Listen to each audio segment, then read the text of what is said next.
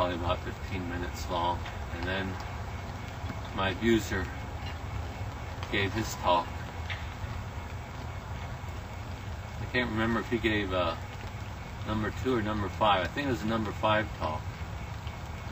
And he gets up there and he says, look who's standing in the rear.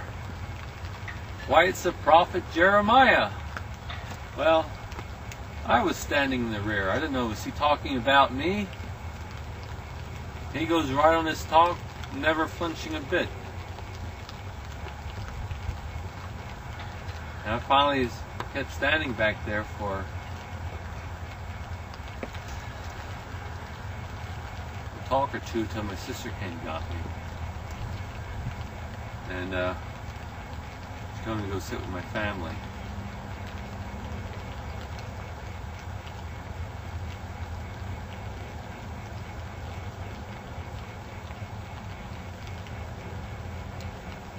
Years later, my abuser was appointed as a special pioneer before the end of the world was going to come in 1975. I think in 74, he was in Mountain City, Tennessee, starting up a new congregation there. And our family decided we were going to go there. So I was forced to be around him, which was genuine hell. But I lived there. Finally, didn't like the way he was operating, conducting himself there. He was the presiding overseer out in the city. He was a special pioneer there. I don't like the way things were going, so I thought he needed to be thrown out. So I went to an elder there, asked him what I should do.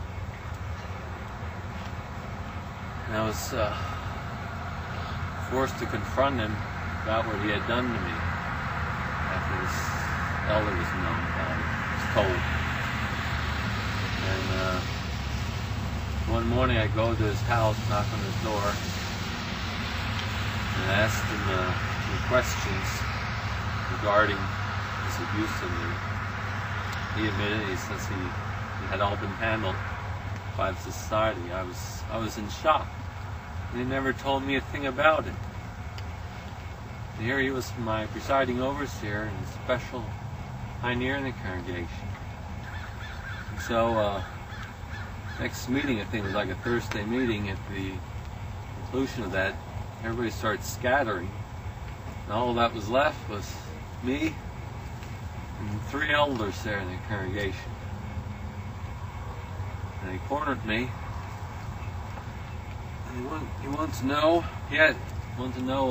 who I'd been talking to. Did I tell anybody I had been abused? I said, yeah. I said I called up a guy from Kutztown congregation. He told me you molested him too. And he said I could be disfellowshipped for that because I was gossiping.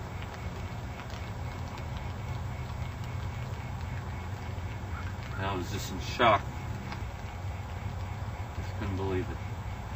And he said I could have been initially when he asked me, he said I could be disfellowshipped for that.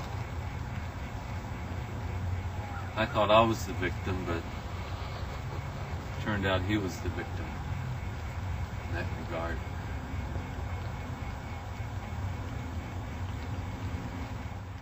Soon thereafter, I needed a document for my minister status for selective service. I forgot the name of the elder who gave my baptismal talk, so I called Bethel. Legal department, Jackson, a voice said.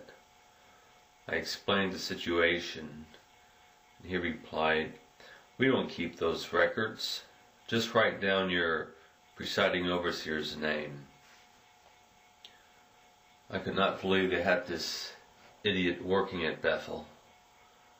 He just told me to write down the name of my molester on the selective service papers, and no way was I going to do that, because we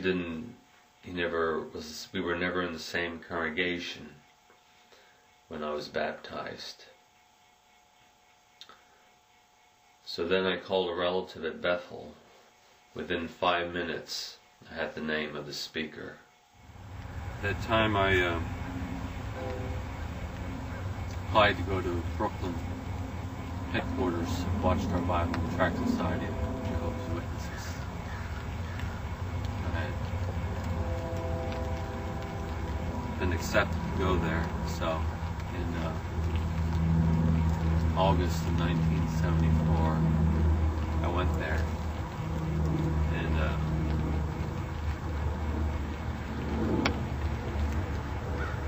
after there a few weeks, you had to give a text comment, and I was assigned a text comment at 30 Columbia Heights. Imagine my surprise when I discovered this guy presiding at the text table was William Jackson, a lawyer in the legal department, who told me they didn't keep records of what I needed and just write down my molester's name. I was seated next to the